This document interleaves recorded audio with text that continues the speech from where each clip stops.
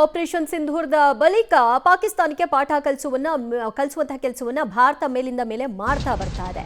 ಜಮ್ಮು ಕಾಶ್ಮೀರದಲ್ಲಿ ಭದ್ರತಾ ಪಡೆಗಳಿಂದ ಉಗ್ರರ ರಣಬೇಟಿಯಾಗಿದೆ. 3 ಜೈಷ್ ಉಗ್ರರನ್ನ ಹೊಡೆದುರುಳಿಸಿದೆ ಸೇನೆ. 3 ಜೈಷ್ ಉಗ್ರರು ಅಂತ ಖಾತ್ರಿಯಾಗಿದೆ. ಸೇನಾ ಕಾರ್ಯಾಚರಣೆಯ ಡ್ರೋನ್ ದೃಶ್ಯಾವಳಿಗಳು ಕೂಡ ಈಗ ಲಭ್ಯವಾಗಿದೆ. ತ್ರಾಲ್ನಲ್ಲಿ ನಡೆದಂತಹ ಸೇನಾ ಆಪರೇಷನ್ ಇದಾಗಿದ್ದು 3 ಉಗ್ರರನ್ನ ಹೊಡೆದುರುಳಿಸಲಾಗಿದೆ. ಸತತ 8 ಗಂಟೆಗಳ ಕಾಲ ನಡೆದಂತಹ ಆಪರೇಷನ್ ಇದು. ತ್ರಾಲ್ನಲ್ಲಿ 2 ದಿನ 6 ಉಗ್ರರನ್ನ ಹೊಡೆದ ಭಾರತೀಯ ಸೇನೆ 2 ದಿನಗಳ ಅವಧಿಯಲ್ಲಿ 6 ಉಗ್ರರನ್ನ ಮಟಾಶ್ ಮಾಡಿದೆ. ಜಮ್ಮು ಕಾಶ್ಮೀರದಲ್ಲಿ ಭದ್ರತಾ ಪಡೆಗಳಿಂದ ನಿರಂತರವಾಗಿ ಉಗ್ರರನ್ನ ಹುಡುಕುವ ಕೆಲಸವನ್ನ, ಹೆಡೆಮುರಿ ಕಟ್ಟುವಂತಹ ಕೆಲಸವನ್ನ ಮಾಡಲಾಗ್ತಾ ಇದ್ದು 3 ಜೈಷ್ ಉಗ್ರರನ್ನ ಹೊಡೆದಾಕಿದ್ದು ಸೇನಾ ಕಾರ್ಯಾಚರಣೆಯ ಡ್ರೋನ್ ದೃಶ್ಯಾವಳಿಗಳು ಈಗ ಲಭ್ಯವಾಗಿದೆ. ತ್ರಾಲ್ನಲ್ಲಿ ನಡೆದಂತಹ ಸೇನಾ ಆಪರೇಷನ್ ಬರೋಬ್ಬರಿ 8 ಗಂಟೆಗಳ ಕಾಲ ಆಪರೇಷನ್ ಮಾಡಲಾಗಿದೆ. ಡ್ರೋನ್ ಕ್ಯಾಮೆರಾದಲ್ಲಿ ಉಗ್ರರ ಸಂಹಾರ ಹೇಗಾಯ್ತು ಅನ್ನೋದರ ದೃಶ್ಯ ಸೆರೆಯಾಗಿದೆ. ಡ್ರೋನ್ ಕ್ಯಾಮೆರಾ ಬಳಸಿ ಸೇನೆ ಈ ಕಾರ್ಯಾಚರಣೆಯನ್ನ ನಡೆಸಿದೆ. ಯಾವ ರೀತಿಯ ಕಾರ್ಯಾಚರಣೆ ಇದಾಗಿತ್ತು, ಎಷ್ಟು ಗಂಟೆಗಳ ಕಾರ್ಯಾಚರಣೆ, ಇದಕ್ಕಾಗಿ ಸೇನೆ ಯಾವ ರೀತಿಯ ಹರಸಾಹಸವನ್ನ ಪಡ್ತು, ಕೊನೆಗೆ ಏನಾಯ್ತು ಅನ್ನೋದಕ್ಕೆ ಈ ದೃಶ್ಯ ಸಾಕ್ಷಿ. ಮೊನ್ನೆ ಕೆಲ್ಲರ್ ಕಾರ್ಯಾಚರಣೆ ನಡೆಸೋ ಮೂಲಕವಾಗಿ 3 ಉಗ್ರರನ್ನ ಹತ್ಯೆ ಮಾಡಲಾಗಿತ್ತು. ಅದರ ಬೆನ್ನಲ್ಲೇ ಈಗ ಮತ್ತೆ 3 ಉಗ್ರರನ್ನ ಮಟಾಶ್ ಮಾಡಲಾಗಿದೆ. ಸೇನಾ ಕಾರ್ಯಾಚರಣೆಯ ಡ್ರೋನ್ ವಿಜುವಲ್ಸ್ ಕೂಡ ಲಭ್ಯವಾಗಿದೆ. ಒಟ್ಟು 2 ದಿನಗಳ ಈ ಕಾರ್ಯಾಚರಣೆಯಲ್ಲಿ 6 ಮಂದಿ ಉಗ್ರರನ್ನ ಭಾರತೀಯ ಸೇನೆ ಹೊಡೆದು ಹಾಕಿದೆ. ಜಮ್ಮು ಕಾಶ್ಮೀರದಲ್ಲಿ ಭದ್ರತಾ ಪಡೆಗಳು ನಿರಂತರವಾಗಿ ಉಗ್ರರನ್ನ ಸಂಹಾರ ಮಾಡುವಂತಹ ಕೆಲಸದಲ್ಲಿ ನಿರತರಾಗಿದ್ದಾರೆ. ಭಾರತದ ಪ್ರಕಟಿತ ನಿಲುವು ಕೂಡ ಇದೆ, ಉಗ್ರರನ್ನ ನಾವು ಸಂಹಾರ ಮಾಡ್ತೀವಿ ಅಂತ. ಅದರಂತೆ ಈಗ ಉಗ್ರರನ್ನ ಹುಡುಕುವಂತಹ ಕೆಲಸವನ್ನ, ಕಂಡಲ್ಲಿ ಗುಂಡಿಟ್ಟು ಕೊಲ್ಲುವಂತಹ ಕೆಲಸವನ್ನ ಭಾರತೀಯ ಸೇನೆ ಮಾಡ್ತಾ ಇದ್ದು, ತ್ರಾಲ್ನಲ್ಲಿ ನಡೆದಂತಹ ಸೇನಾ ಆಪರೇಷನ್ ಹೇಗಿತ್ತು ಅನ್ನೋದಕ್ಕೆ ಡ್ರೋನ್ನ ದೃಶ್ಯಗಳು ಸಾಕ್ಷೀಕರಿಸ್ತಾ ಇವೆ. 8 ಗಂಟೆಗಳ ಕಾಲ ಕಾರ್ಯಾಚರಣೆಯನ್ನ ನಡೆಸಿದ್ದಾರೆ. ಆ ಬಳಿಕ 3 ಜೈಷ್ ಉಗ್ರರನ್ನ ಹತ್ಯೆಗೈಲಾಗಿದೆ ಅನ್ನುವಂತಹ ಖಾತ್ರಿ ಕೂಡ ವರದಿಯಾಗ್ತಾ ಇದೆ. ಮತ್ತಷ್ಟು ಅಪ್ಡೇಟ್ಸ್ ಕೊಡ್ತಾರೆ ನಮ್ಮ ಪ್ರತಿನಿಧಿ ಶಬ್ಬೀರ್. ಕೆಲ್ಲರ್ ಆಪರೇಷನ್ನ ಬಳಿಕ ತ್ರಾಲ್ನಲ್ಲಿ ನಡೆದಂತಹ ಈ ಕಾರ್ಯಾಚರಣೆ ಹೇಗಿತ್ತು? ದಿವ್ಯ, ಇವತ್ತು ಬೆಳಗ್ಗೆಯೇ ಈ ಒಂದು ಟ್ರಾಲ್ನ ನಾದಿರ್ ಅನ್ನುವಂತ ಪ್ರದೇಶದಲ್ಲಿ ಭಯೋತ್ಪಾದಕರು ಅಡಕೊಂಡಿದ್ದಾರೆ ಅನ್ನುವಂತಹ ಮೆಸೇಜ್ ಇಂಟೆಲಿಜೆನ್ಸಿಯಿಂದ ಬರುತ್ತೆ. ಆ ಒಂದು ಮಾಹಿತಿಯ ಆಧಾರದ ಮೇಲೆ ಜಮ್ಮು ಕಾಶ್ಮೀರದ ಎನ್ಕೌಂಟರ್ ವಿಶೇಷ ಪಡೆ, ಸಿಆರ್ಪಿಎಫ್ ಮತ್ತೆ ಸೇನೆ 3 ಕೂಡ ಜಂಟಿ ಆಪರೇಷನ್ ಅನ್ನ ಮಾಡ್ತವೆ. ಜಂಟಿ ಆಪರೇಷನ್ ಮಾಡೋ ಮೂಲಕ ಇಡೀ ನಾದಿರ್ ಪ್ರದೇಶ ಏನಿದೆ ಅದೆಲ್ಲವನ್ನು ಕೂಡ ಸುತ್ತುವರಿಯುವಂತ ಕೆಲಸವನ್ನ ಕೂಡ ಮಾಡ್ಲಾಗತ್ತೆ. ಏಕಾಏಕಿ ಭಯೋತ್ಪಾದಕರ ಮೇಲೆ ದಾಳಿಯನ್ನ ಮಾಡುವಂತ ಕೆಲಸವನ್ನ ಕೂಡ ಮಾಡ್ಲಾಗತ್ತೆ. ಈ ಸಂದರ್ಭದಲ್ಲಿ ಗುಂಡಿನ ಚಕಮಕಿ ಕೂಡ ನಡೆಯುತ್ತೆ. ಭಾರತೀಯ ಸೇನೆ ಮೇಲುಗೈ ಸಾಧಿಸುವಂತ ಕೆಲಸ ಮಾಡುತ್ತೆ. ಮುಖ್ಯವಾಗಿ 3 ಜನ ಭಯೋತ್ಪಾದಕರನ್ನ ಹೊಡೆದುರುಳಿಸುವಂತ ಕೆಲಸ ಮಾಡಿ ಎನ್ಕೌಂಟರ್ ಮಾಡುವಂತದ್ದಾಗತ್ತೆ.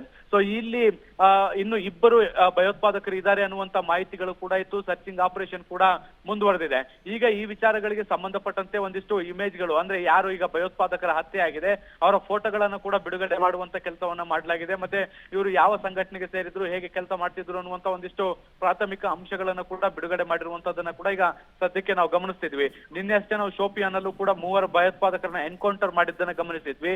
ಈಗ ಈ ಕಾರ್ಯಾಚರಣೆ ಏನಿದೆ ನಿರಂತರವಾಗಿ ಮುಂದುವರೆದಿರುವಂತದ್ದು. ದಿವ್ಯಾ, ಗುಂಡುಗಳನ್ನ ಹಾರಿಸೋ ಮೂಲಕವಾಗಿ ಹೊಡೆದುರುಳಿಸುವಂತಹ ಕೆಲಸವನ್ನ ಮಾಡಲಾಯಿತು. ಇದು ನಡೆದದ್ದು ತ್ರಾಲ್ನಲ್ಲಿ. ಇವರುಗಳು ಏನು ಹತರಾಗಿದ್ದಾರೆ ಅವರೆಲ್ಲರೂ ಕೂಡ ಜೈಷ್ ಉಗ್ರರು ಅನ್ನೋದು ಖಾತ್ರಿಯಾಗಿದೆ. ನಿರಂತರವಾಗಿ ಜಮ್ಮು ಕಾಶ್ಮೀರದಾದ್ಯಂತ ಭದ್ರತೆಯನ್ನ ಹೆಚ್ಚು ಮಾಡಲಾಗಿದೆ. ಯಾವ ಮೂಲೆಯಲ್ಲೂ ಕೂಡ ಉಗ್ರರು ಅಡಗಿದ್ರೂ ಕೂಡ ಅವರುಗಳನ್ನ ನಿರ್ನಾಮ ಮಾಡಬೇಕು ಅನ್ನುವಂಥ ಶಪಥವನ್ನ ಮಾಡಲಾಗಿದೆ. ಅದರ ಮುಂದುವರೆದ ಭಾಗವಾಗಿ ಉಗ್ರರ ರಣ ಭೇಟಿಗೆ ಇಳಿದಿರುವಂತಹ ಸೇನೆ ಮತ್ತು 3 ಉಗ್ರರನ್ನ ಇವತ್ತು ಹೊಡೆದುರುಳಿಸಿದೆ. ಮೊನ್ನೆ ಆಪರೇಷನ್ ಕೆಲ್ಲರ್ನ ನೀವು ನೋಡಿದ್ರಿ.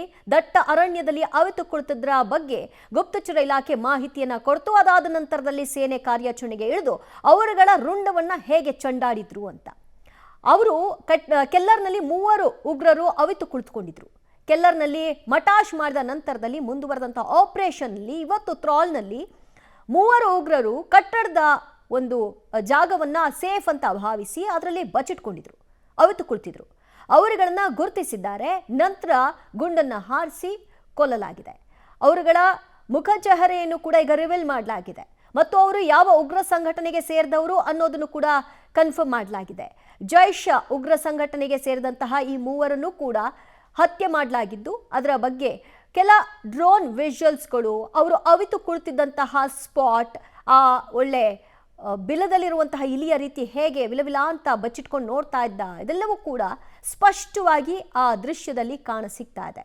ಈ ಮೂಲಕವಾಗಿ ಪಾಕಿಸ್ತಾನ ಪೋಷಿಸಿದಂತಹ ಉಗ್ರರ ಒಂದೊಂದೇ ಉಗ್ರರ ಸಂಹಾರವನ್ನ ಭಾರತೀಯ ಸೇನೆ ಮುಂದುವರಿಸಿದೆ. ಇದೇ ಭಾರತದ ನಿಲುವಾಗಿತ್ತು.